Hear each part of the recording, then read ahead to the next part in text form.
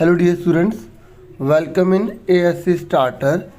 Dear students, इस video में मैं आपको एसएसटी का प्रैक्टिस पेपर करवा रहा हूँ।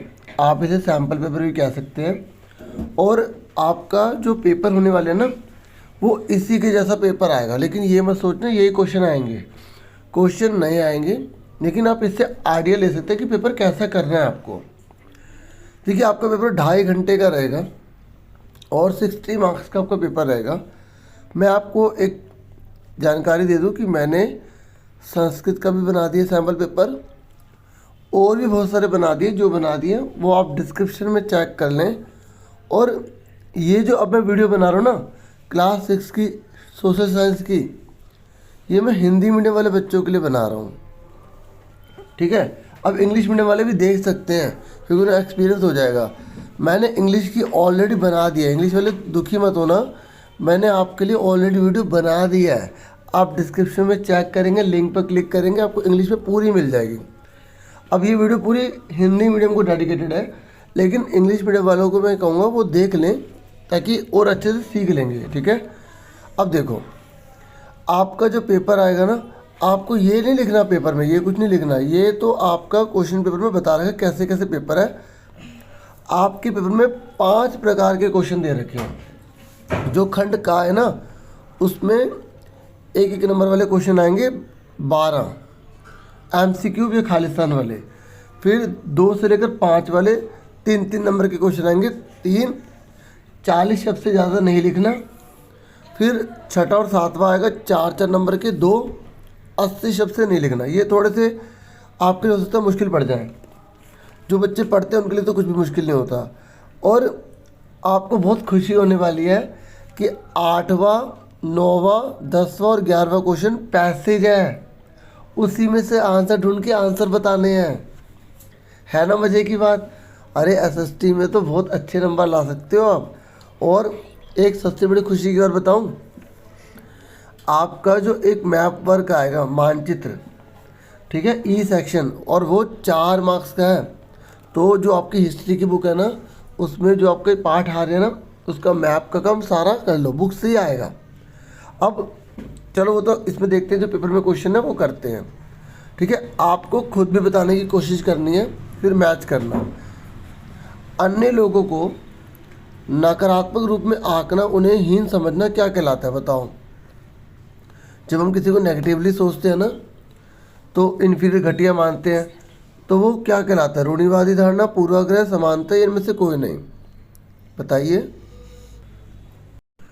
तो आपको याद रखना कि जब भी नकारात्मक लिखा है ना, जब हम किसी को बहुत गलत समझते हैं, हीन समझते हैं, तो उसको बोलते हैं पूर्वाग्रह, और इंग्लिश में बोला जाता है प्रेजुडाइज।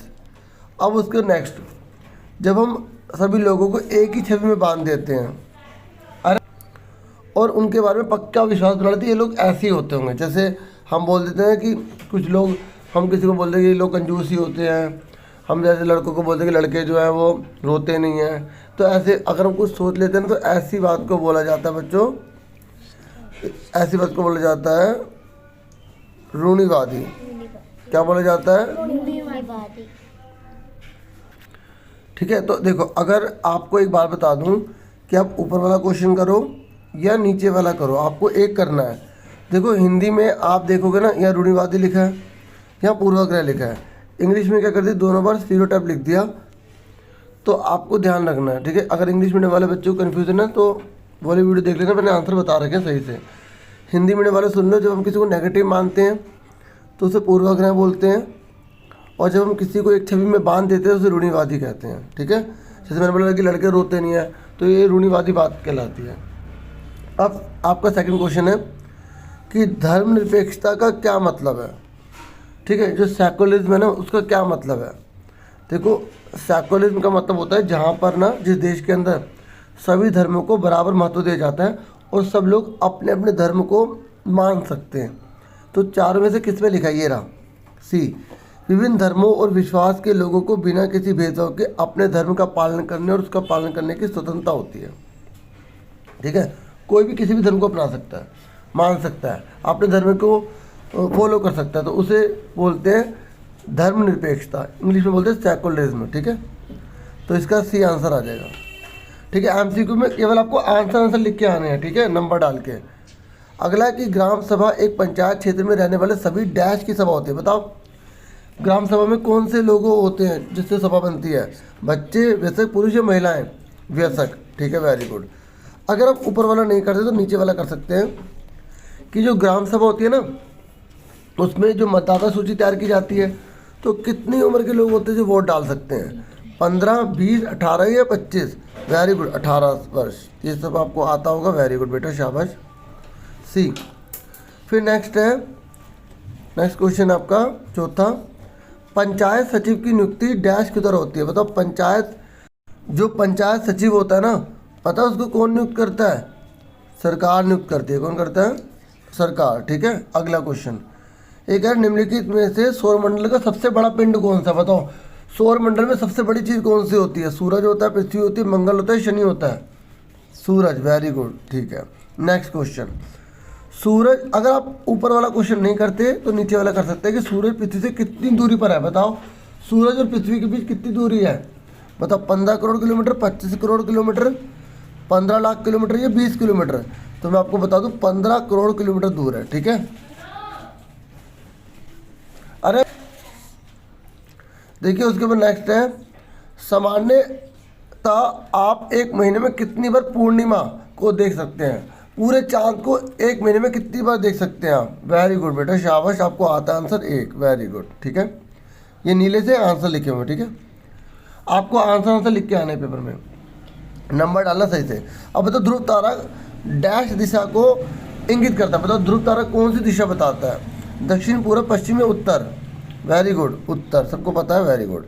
नेक्स्ट है, चंद्रमा का व्यास पृथ्वी के व्यास का लगभग डैश है। बताओ चंद्रमा का जो डायमीटर है ना, वो पृथ्वी के डायमीटर का कितना हिस्सा है? देखो जो चंद्रमा होता है ना, पृथ्वी के हिस्से का 1/4 होता है। कितना? तो 1/4 आ जाएगा यहाँ पर। ठीक है, अगर आप ऊपर वाला नहीं जानते तो नीचे वाला कर सकते हैं, अथवा मतलब होता है दोनों में से एक करना, दोनों नहीं करने। चंद्रमा पृथ्वी का एक चक्कर लगभग कितने दिन में पूरा करता है? जो चंद्रमा होता है वो पृथ्वी का चक्कर कितने दिन में पूरा करता है? बताओ 15 दिन में, 30 दिन में, 27 दिन में, 40 दिन में? हाँ, 27 दिन में, वेरी गुड। नेक्स्ट है, खाद्य संग्रह के औजार बने होते हैं। जो खाद्य संग्रह होते हैं ना, जो भोजन को इकट्ठा करने जाते हैं, इधर से उधर भटकते रहते हैं, तो उनके औजार किसके बने होते हैं? पत्थर के, लकड़ी के, हड्डी के या सभी के? वेरी गुड, सभी के, वेरी गुड। नेक्स्ट, आज से 20 लाख साल पहले, 20 लाख, जो लोग भारतीय उपमहाद्वीप में रहा करते थे उनको भोजन का इंतजाम करने की विधि के तौर पर किस नाम से जानते थे? बताओ आज से जो 20 लाख साल पहले जो भारतीय उपमहाद्वीप में रहते थे वो भोजन इकट्ठा करते थे, उन्हें किस नाम से जानते थे? बताओ आर्य, हड़प्पा के लोग, अखेटक या इनमें से कोई भी नहीं? हाँ, अखेटक खाद्य संग्राहक। ठीक है, 20 लाख साल पहले बच्चों। ठीक है, नेक्स्ट, ये कह रहे जो अखेटक होते हैं वो खाद्य संग्राहक एक स्थान से दूसरे स्थान पर क्यों घूमते रहते थे? बताओ क्यों घूमते थे? बताओ एक स्थान पर उपलब्ध सभी संसाधनों के समाप्त होने पर, मतलब जहाँ रहते थे वहाँ संसाधन खत्म हो जाते थे इसलिए दूसरी जगह चले जाते थे, या मौसमी फल और पौधों की तलाश में जाते थे, या दोनों की वजह से जाते थे, या इनमें से कोई भी नहीं? वेरी गुड, सी, दोनों की वजह से। ठीक है, अब 12वां, अखेटक खाद्य संग्राहक आग का इस्तेमाल किन कार्यों के लिए करते थे? प्रकाश के लिए, मांस भूनने के लिए, खतरनाक जानवरों को भगाने के लिए, या सभी? वेरी गुड, सभी। तो देखो कितना आसान थे ना। तो आपने अगर चैप्टर पढ़ा है ना बच्चों, आप बहुत अच्छे से कर सकते हो। अब आ जाइए खंड खा पर, 3 क्वेश्चन है और 3-3 नंबर के हैं, आपको आंसर देने हैं। पहला क्वेश्चन है, पृथ्वी को सौरमंडल का सबसे अद्भुत ग्रह क्यों माना जाता है? बताओ क्यों माना जाता है अद्भुत ग्रह? आप बोलोगे इस पर पानी है, इस पर जीवन है, इस पर पेड़ पौधे हैं, इसलिए अद्भुत ग्रह है। अपनी लैंग्वेज में बना के लिख सकते हो, बाकी जो लिखा है पढ़ लो। ठीक है, पृथ्वी को सौरमंडल का सबसे अद्भुत ग्रह इसलिए माना जाता है या इसलिए कहा जाता है क्योंकि जीवन के अनुकूल परिस्थितियाँ संभवतः केवल पृथ्वी पर ही पाई जाती हैं। आप अपनी लैंग्वेज में बना के भी लिख सकते हो क्योंकि यहाँ जीवन पाया जाता है, इतने भी लिख सकते हो। ठीक है, ये मैं सोचता हूँ ये नहीं लिखेंगे नंबर कट जाएंगे, ऐसा कुछ नहीं है, बस अच्छा लिखो। अब यहाँ तो फॉर्मेलिटी पूरी करनी पड़ती है ना, लेकिन आपको समझाते तो हैं ही। पृथ्वी ना तो अधिक गर्म है और ना ही अधिक ठंडी है। यहाँ पानी और वायु भी उपस्थित है जो जीवन के लिए ज़रूरी है। और वायु में जीवन के लिए आवश्यक गैस जैसे ऑक्सीजन है, हवा तो है लेकिन उसमें ऑक्सीजन है जिससे जीवन है।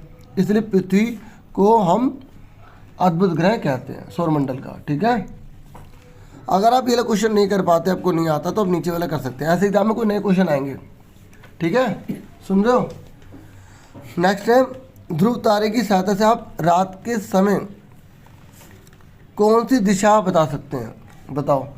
और कैसे पता लगाते हैं कौन सी दिशा। आपको अभी क्वेश्चन में आता है एमसीक्यू में कि ध्रुव तारे की मदद से हम उत्तर दिशा देख सकते हैं, नॉर्थ दिशा।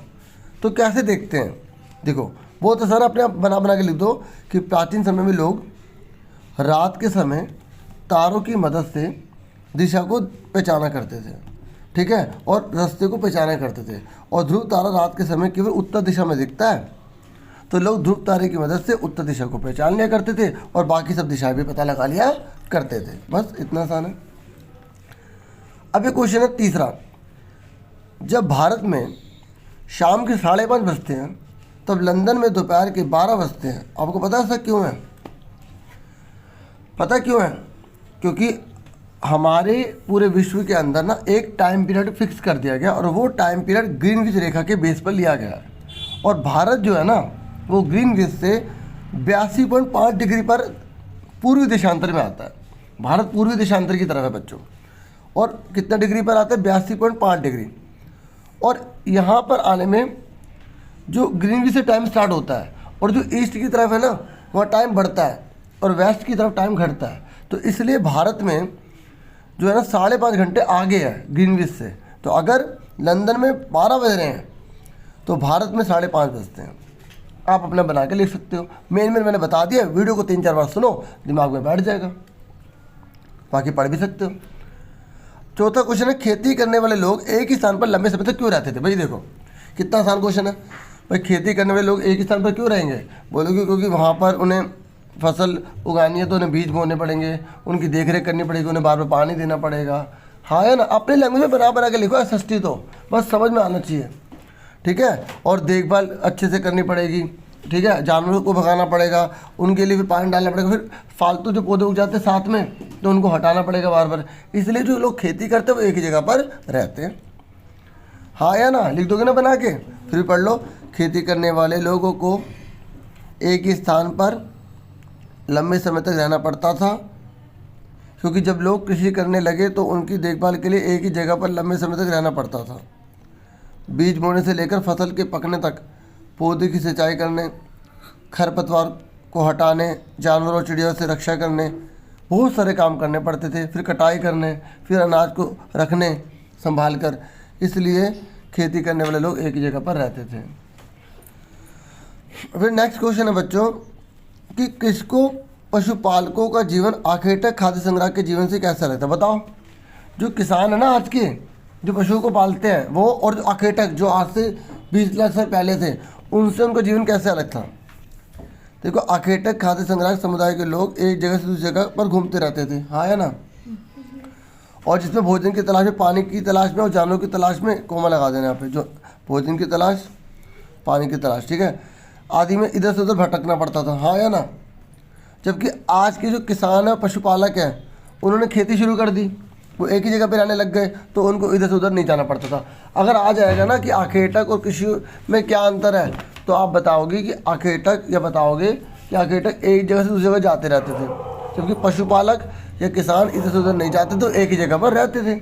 उनको दिक्कत का सामना करना पड़ता था आखेटक को, क्योंकि वहाँ खाना ख़त्म हो जाता, फिर दूसरी जगह जाना पड़ता था। जबकि किसानों को फ़ायदा होता था, वो एक ही जगह रहते थे, फैमिली के साथ रह सकते थे, वहाँ पे अपने लिए अलग अलग फैसिलिटी ला सकते थे। बस बना बना के लिखो, बना के लिखो, अच्छा पॉइंटों में लिखो। पॉइंट में जितने पॉइंट लिखोगे, जितने नंबर का उतने पॉइंटों में लिख दो, मज़ा आ जाएगा भाई, नंबर पूरे। अब सुनो, अब आपका है दीर्घ उत्तरीय प्रश्न, आपको लॉन्ग आंसर लिखना है बच्चों। ये कह रहा है पृथ्वी के 3 ताप कटिबंध कौन से हैं? सबको पता ना पृथ्वी के 3 ताप होते हैं? 3 ताप कटिबंध पता है सबको पृथ्वी के? तो पहला होता है उष्ण ताप कटिबंध। ये कहाँ पर होता है? ये होता है कर्क रेखा एवं मकर रेखा के बीच के सभी अक्षांशों पर। देखो, जो कर्क रेखा और जो मकर रेखा, उसके बीच का हिस्सा पूरा का पूरा ये आप पिक्चर देखोगे तभी आप बना के लिख पाओगे। ठीक है, बुक में बनी हुई है, आप जियोग्राफी की बुक देखना, उसमें है चैप्टर जो आपके आ रहा है इसमें। तो कर्क रेखा और मकर रेखा के बीच में जितने भी अक्षांश होते हैं वहाँ पर सूरज जो है ना वो दोपहर में एक बार सिर के ठीक ऊपर हो जाता है। तो यहाँ पर बहुत गर्मी होती है, इसलिए इसका नाम रखा गया उष्ण ताप कटिबंध। समझ में आ गया। दूसरा होता है शीतोष्ण ताप कटिबंध। ये दो पार्ट में, क्योंकि देखो जो पृथ्वी होती है ना उसको दो गोलार्ध में बांटा गया है, एक उत्तरी गोलार्ध और दूसरा दक्षिणी गोलार्ध। तो उत्तरी गोलार्ध और दक्षिणी गोलार्ध में दोनों जगह पे पाया जाता है शीतोष्ण ताप कटिबंध। कर्क रेखा और मकर रेखा के बाद किसी भी अक्षांश पर दोपहर का जो है ना, मतलब यहाँ पे ये नहीं है, दोपहर पर जो है सीधी रोशनी नहीं पड़ती। देखो इसके बीच में रोशनी सीधी पड़ती है, तो इसलिए यहाँ पे बहुत गर्मी होती है। अब यहाँ पे सूर्य की रोशनी सीधी नहीं पड़ती, टेढ़ी पड़ती है, तिरछी पड़ती है। तो उत्तरी गोलार्ध में कर्क रेखा और उत्तर ध्रुव इसके बीच का इलाका, और दक्षिण गोलार्ध में मकर रेखा और दक्षिण ध्रुव के बीच का इलाका शीतोष्ण ताप कटिबंध कहलाता है। और यहाँ पे गर्मी इतनी नहीं होती जितनी यहाँ पर होती है, बहुत ज़्यादा गर्मी होती है। अब आ जाओ शीत ताप, यहाँ पे सर्दी होगी। तो ये पता है ये भी दो भाग में होता है, उत्तरी गोलार्ध में भी होता है, दक्षिणी गोलार्ध में भी होता है। तो उत्तरी गोलार्ध में उत्तर ध्रुव वृत्त और उत्तरी ध्रुव उसके बीच का इलाका, और दक्षिण गोलार्ध में दक्षिणी ध्रुव वृत्त और दक्षिण ध्रुव इसके बीच का पूरा इलाका। बहुत ठंडा होता है, बहुत बर्फ़ होती है यहाँ पर, और यहाँ सूर्य सीधी से ज़्यादा ऊपर नहीं आ पाता, तो सर्दी सर्दी रहेगी, सूर्य की रोशनी पहुँचती नहीं है, तो अंधेरा रहता है। बच्चों शीत ताप कटिबंध में कुछ इलाके ऐसे होते हैं जो 6 महीने तक अंधेरा ही रहता है, तो 6 महीने तक रोशनी। कुछ ऐसे इलाके सिर्फ 40 दिन निकलता है, बाकी रात ही रात है पूरा साल। सोचो कितना कैसा लगता होगा। चलो ये कह रहा है अगर ये नहीं कर पा रहे ना क्वेश्चन, तो आप नीचे वाला कर सकते हो। कह रहा है प्रमुख याम्योत्तर से अंतर्राष्ट्रीय मानक समय की गणना कैसे की जाती है। देखो हमने ग्रीनविच को टाइम मान रखा है ना, तो उससे टाइम को कैसे पता लगाया जाता है। देखो 0 डिग्री की देशांतर रेखा को प्रमुख याम्योत्तर रेखा कहा जाता है। एक 0 डिग्री की पहले रेखा ले ली, फिर ग्रीनविच जो उससे गुजरती है ना लाइन, ये जो 0 डिग्री वाली है ना, ये ग्रीनविच से गुजरती है, तो वहाँ से टाइम ले जाता है। और अगर उत्तर की तरफ जाओगे तो हम तो वही टाइम रहेगा, कोई दिक्कत वाली बात नहीं। लेकिन अगर हम पूरब की तरफ जाएंगे तो टाइम जो है ना वो बढ़ता रहेगा। और इंडिया जो है ना वो पूरब की तरफ है, इससे इंडिया में 5.5 घंटे आगे है इंडिया। और अगर आप पश्चिम की तरफ जाओगे तो टाइम घटता चला जाएगा, ग्रीनविच से टाइम पीछे होता चला जाएगा। तो इस बेस पर हमें पूरा टाइम का टाइम तय किया गया है। बस ये लिखा, बना के लिख सकते हो। एग्जाम्पल आप दे सकते हो। पता है ऐसा क्या है हुआ है। देखो पृथ्वी पूरी जो होती है 360 डिग्री है, ठीक है, और एक दिन में 24 घंटे होते हैं पूरे, तो इसको भाग करोगे तो लगभग 15 डिग्री आ जाता है। ठीक है, तो अगर हम बात करें 1 घंटे में जो है ना, 1 घंटे में 15 डिग्री है, यानी कि 1 मिनट में 4 डिग्री। 1 मिनट में कितने हो गए 4 डिग्री, तो 15 गुणा 4 60 हो गए घंटे। 1 घंटे में 60 मिनट। तो इस हिसाब से जो है जितना डिग्री पर कोई देश पड़ेगा उसके हम हिसाब से हम मतलब निकाल देंगे कितना टाइम पीरियड आएगा। ठीक है, अपने वैसे एग्जांपल दे दोगे तो आपकी प्रैक्टिस भी अच्छी हो जाती है। अब अगला क्वेश्चन है ग्राम सभा क्या महत्व है, ग्राम सभा क्या करती है, और क्या आपको लगता है कि सभी लोगों को ग्राम सभा की बैठक में हिस्सा लेना चाहिए। देखो आप बोलोगे ग्राम सभा क्या होती है, एक पंचायत क्षेत्र होता है और वहाँ पे जितने भी वयस्क होते हैं ना, जो 18 साल से ऊपर होते हैं, वो उसके सदस्य होते हैं। अब सुनो, ये जो पंचायत क्षेत्र होता है ना, वो एक गांव का भी हो सकता है और एक से ज़्यादा गांव भी इसमें हो सकता है। ये मत सोचना कि हर गांव की एक पंचायत होगी या हर गांव की एक ग्राम सभा होगी, उसके अंदर 3-4 गाँव भी आ सकते हैं, लेकिन उसमें वही व्यक्ति बनेगा जो 18 साल से ऊपर होगा, और सब गाँव के जितने व्यक्ति होंगे सब उसके सदस्य बन जाएंगे। अब क्वेश्चन था कि क्या हमें इसमें सदस्य बनना चाहिए, इसमें भाग लेना चाहिए। बोलोगे हाँ लेना चाहिए, अपनी समस्याओं को बताना चाहिए, क्योंकि कहाँ पैसा कितना खर्च हो रहा है हमें भी तो पता होना चाहिए, ताकि पूरे गांव का सही से विकास हो सके। ठीक है, और हमें भी निगरानी रखनी चाहिए, अपने बना के इसके बारे में बता सकते हो। ठीक है, पूरे अच्छे से विकास हो सके, गाँव में जो पंचायत तय करती है हमें पता होना चाहिए क्या गलत है क्या सही है, उसके बारे में अपना विचार दे सकें। देखिए अब तो बहुत मज़ा आने वाला है, खंड घा। ठीक है, ये आपकी आएंगी पैसेज और इसमें आपको आंसर बता देने सारे। ठीक है, तो पैसेज आप पढ़ लोगे ना अपने आप, तो उसके ऊपर आंसर बताओ। लड़के लड़कियों पर टिप्पणी कर रहे हैं कि लड़कियां उनकी तरह नहीं खेल सकती। अब बताओ इसमें क्या है, स्वतंत्रता है, रूढ़िवादी बात है, समानता है, या कोई भी नहीं। जब हम किसी के बारे में कोई धारणा बना लेते हैं उसे क्या बोलते हैं, रूढ़िवादी धारणा, है ना। और यहाँ पर पैसेज में लिखा भी हुआ है, देखो लिखा हुआ है ना सारा, तो आपको पता लगाना है। तो हम किसी के बारे में धारणा बनाते हैं रूढ़िवादी धारणा, तो आंसर क्या आ गया इसका, बी आ गया। आप बिना पैसेज की आंसर बता पाएंगे अगर आपने चैप्टर पढ़े तो। चलो अगला बताओ, अंग्रेजी सबसे अच्छी भाषा है और दूसरी भाषा गंदी है। अब बताओ ये क्या, रूढ़िवादी धारणा है, ये न्याय है, कोई भी नहीं है, बताओ ये भी क्या, रूढ़िवादी। जब हम किसी के बारे में एक आइडिया सोच लेते हैं ना ऐसे ही होता है, तो उससे क्या बोलते, रूढ़िवादी। कितना आसान है ना। अब बताओ भेदभाव तब नहीं होता, बताओ भेदभाव कब नहीं होगा, जब हम किसी का न्याय ना करें, सबको बराबरी का अधिकार दें। तो इसका आंसर क्या आएगा, ये लोगों को अपना धर्म का पालन करने, अपनी भाषा बोलने, अपना त्यौहार मनाने और उनको अपनी बात रखने का अगर पूरा अधिकार दिया जाता है तो भेदभाव नहीं होता। तो आपको छांटना है। अब बताओ किसी को हम नीचा दिखा रहे हैं, भेदभाव है भेदभाव। अगर हम किसी को बोले तू नीचा है, तू गंदा है, भेदभाव है ना। अगर हम किसी को कह रहे हैं कि तू इस गतिविधि में भाग नहीं ले सकते, जैसे लड़कियों को बोला लड़कियाँ तुम नहीं खेलोगी, चलो निकलो अंदर जाओ, तो ये भेदभाव है ना। तो आपसे पूछे कौन सा भेदभाव नहीं है, क्वेश्चन ध्यान से पढ़ना। क्वेश्चन बच्चे जल्दी पढ़ते नहीं है, फिर गलत कर देते हैं। तो सी आंसर आ गया। अब एक जने को बोला कि तू कुएं में पानी नहीं ले सकता, कुएं से पानी नहीं ले सकता, भेदभाव है, वेरी गुड है। तो आंसर इन्होंने बोला कौन सा भेदभाव नहीं है, तो सी आंसर आ गया। उसके बाद अगला, अगर ये ऊपर वाला क्वेश्चन समझ नहीं आ रहा तो नीचे वाला कर सकते हो। देखो ऑप्शन में भी ऑप्शन है, अगर कौन सा भेदभाव नहीं है, वही चीज़ पूछे भेदभाव कौन सा नहीं है, चारों में से पढ़ के बताओ। अब जैसे लड़कों और लड़कियों ने एक दोस्ताना क्रिकेट मैच खेला तो कोई भेदभाव नहीं है। अगर दोस्ती से मैच खेल रहे हैं तो भेदभाव नहीं है। तो कौन सा आंसर होगा इसका, डी होगा। ठीक है, इसके मैंने ऑप्शन नहीं पढ़े क्योंकि आसान है, आप पढ़ लोगे टाइम वेस्ट होगा। अब फिर एक पैसेज आगे, मज़ा आ गया, एक और पैसेज आ गई, एक और। मैं देखो ये पैसेज जब आप पढ़ोगे ना, कई बच्चों को दुख हो सकता है, रोना भी आ सकता है। अफसाना थी ना, अफसाना, आज भी हम सबको खेल ख़त्म होते ही घर पहुंचना पड़ता है। और लड़के देखो, अफसाना कह रही है कि हम जब खेल लेती है हमें तो घर जाना पड़ता है, और लड़के देखो घूम घूम के घर वापस आते हैं, सीधा घर ही नहीं आते हैं। और मम्मी भी कहती है कि भाई है तू हाथ बटा काम में, और भैया को कुछ कहते नहीं काम करने के लिए, हमें ही कहती रहती है। अब बताओ क्या भेदभाव है ना भेदभाव। और मतलब जब कहानी पढ़ोगे आपको खुद ही आनंद आएगा, पता लगेगा कि इतना भेदभाव आज भी समाज में होता है। अब आप बताओ, अफसाना कह रही थी कि अफसाना की माँ कह रही थी कि उनकी 3 बहनें हैं फिर भी उसे काम करना है। ठीक है, फिर भी उसे काम करना, तो ये क्या है, मतलब समझ में आ रही है। देखो अफसाना की माँ का कहता है ना, उनकी 3 बहनें हैं फिर भी उसे काम करना, मतलब कहने का मतलब ये कि उसका भाई को काम नहीं करना, कि तेरी 3 बहनें तू क्यों काम करेगा, तेरी बहनें काम करेंगी। तो बताओ ये क्या है, कौन सा भेदभाव है, लिंग भेदभाव है, जाति का है, धार्मिक है, या समानता। यह लिंग भेदभाव, लड़का लड़की के आधार पर भेदभाव है ना, तो ये लिंग भेदभाव है। मतलब लड़का तो काम ही नहीं करेगा क्या। आगे सुनो, फिर जरीन के छोटे भाई ने क्यों कहा मम्मी आप दीदी को खेलने के लिए क्यों भेजती हैं। बताओ अभी छोटा सा है और कह रहा दीदी को क्यों भेजती हो बाहर खेलने के लिए मैदान में, और मुझे अच्छा नहीं लगता मेरी बहन बाहर खेलने के लिए जाती है। अब बताओ ये कौन सी सोच है, बताओ क्या बात थी।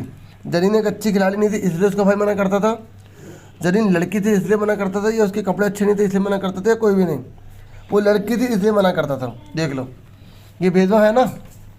और बताओ एक और सुनो, अफसाना की माँ सफाई के काम में अपने बेटे की मदद नहीं लेती, अपनी बेटी को कहती बेटी तुम आ जाओ तुम सफाई करवाओ, और बेटे को कहती बेटा तू जाएंगे।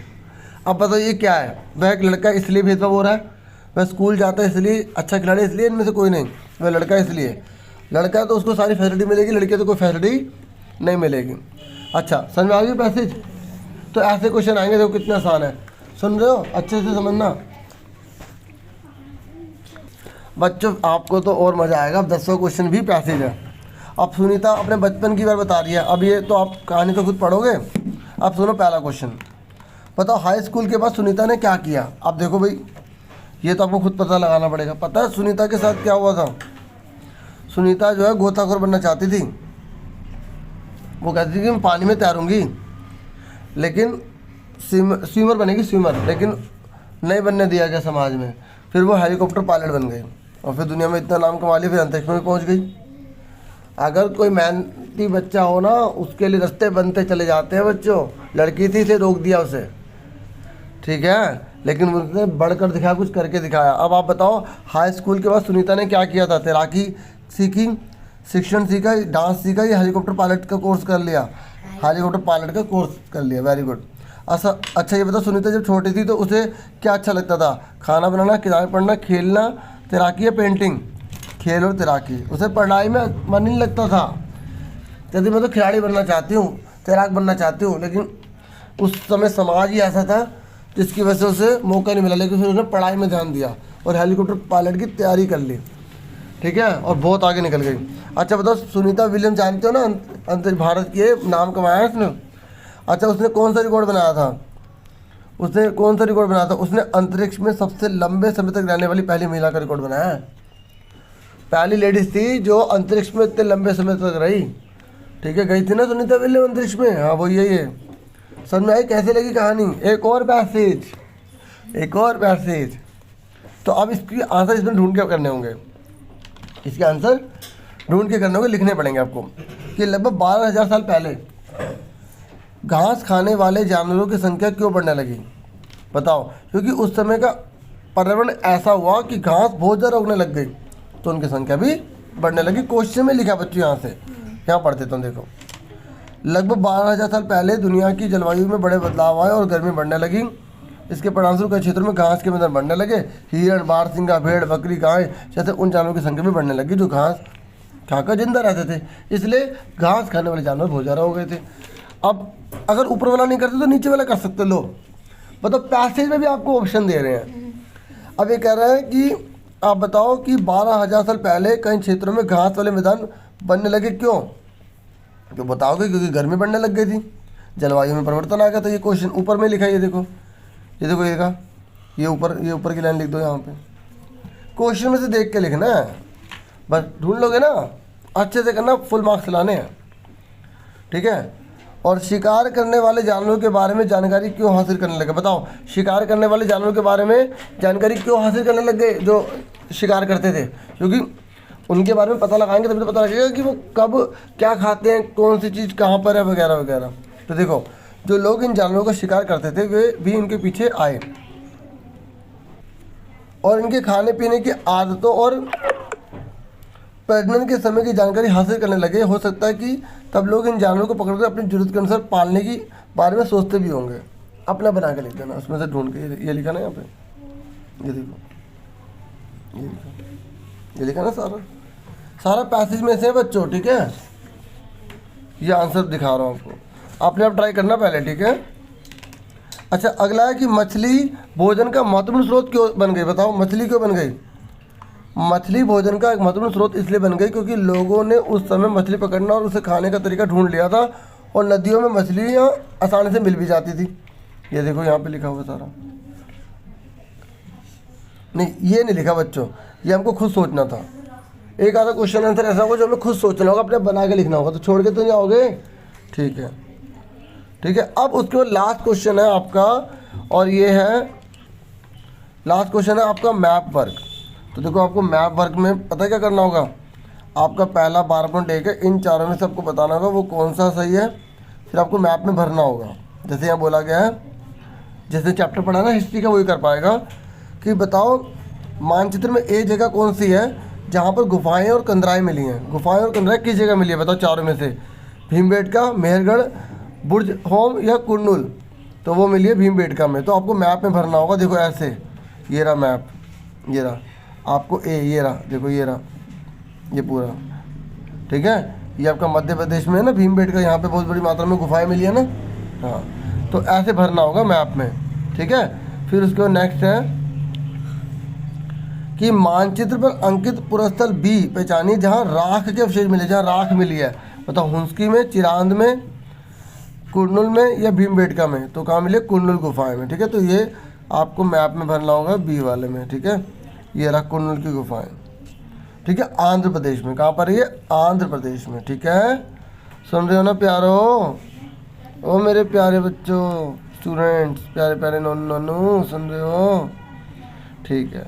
अब उसके बाद देखो आगे, फिर नेक्स्ट है कि मानचित्र पर अंकित नवपाषाण स्थल। बताओ, नवपाषाण स्थल कहाँ पर मिला हुआ है, ठीक है, जिन्हें गर्तवास कहा जाता है। बताओ, और इसमें उतरने के लिए सीढ़ियाँ भी मिली हैं। बताओ कहाँ मिली है? भीमबेटका में, होम में, कुंडल में या हुंसकी में, तो बुर्ज होम में मिली है। तो बुर्ज होम कहाँ पर है पता है बच्चों आपको? देखो बुर्ज होम ये रहा आपका जम्मू कश्मीर, ठीक है, ये पूरा है ना, पूरा जम्मू कश्मीर में है। ये जम्मू कश्मीर में है बच्चों, ठीक है, ये याद रखना। आगे सुनो, देखो उसके बाद नेक्स्ट है कि ये जो आपका गोदावरी नदी के किनारे जो शुरू के गांव मिले ना, वो कहाँ पर है? इमाम गांव, हुंसकी, चिरांद या मेहरगढ़? तो वो है इमाम गांव, ठीक है। और ये कहाँ पर है? महाराष्ट्र में है। तो ये महाराष्ट्र में आपका ये रहा, ठीक है, ये आपका आंसर है, ठीक है। क्लियर हो गया? अब उसके बाद देखो, ये पता है कौन से क्वेश्चन? अब ये नीचे वाले देखो, ये लिखा है, ये आपको नहीं करने बच्चों, ये दृष्टिबाधित बच्चों को करना है। जो बच्चे विजुअली इम्पेयर्ड है ना, जिनको देखने में मतलब प्रॉब्लम है, तो वो बच्चे ये नहीं कर पाएंगे। मतलब आपने मैप का काम कर दिया ना, तो आपका काम पूरा हो गया। ये क्वेश्चन जो है ना, ये आपको नहीं करना, ये दृष्टिबाधित बच्चों को करना है, जो विजुअली इम्पेयर्ड बच्चे हैं। तो आप इसको सुन लो, क्योंकि एग्जाम में हो सकता है इसके क्वेश्चन बना के देते। जैसे आपसे बोल रहा है कि भारत की उस राज्य का नाम बताइए जहाँ पे कुन्नुल की गुफाएं मिली हैं। बताओ कहाँ मिली है कुन्नुल की गुफाएं? आंध्र प्रदेश में। भारत के उस राज्य केंद्र शासित प्रदेश का नाम बताइए जहाँ भीमबेटका है। बताओ भीमबेटका कहाँ पर है? मध्य प्रदेश में। उसके बाद नेक्स्ट है, भारत के उस राज्य केंद्र शासित प्रदेश का नाम बताइए जहाँ बुर्ज होम है। तो वो कहाँ पर है? जम्मू कश्मीर में। फिर भारत के उस राज्य केंद्र शासित प्रदेश का नाम बताइए जहाँ इमाम गांव है। तो वो कहाँ पर है आपका? महाराष्ट्र में, ठीक है। जो आपने मैप में भरा वही आंसर, क्वेश्चन उनसे पूछ लिए बच्चों से। तो वीडियो होगी कंप्लीट, मुझे पूरी उम्मीद आपको समझ में आ गई होगी। वीडियो को लाइक, चैनल को सब्सक्राइब जरूर करें और भी वीडियो ज़रूर देखें। इसी प्रकार मुझसे जुड़े रहें। Thank you for watching and listening carefully. आप अच्छे से पढ़ाई करना, पेरेंट्स का नाम रोशन करना। Take care of all dear students.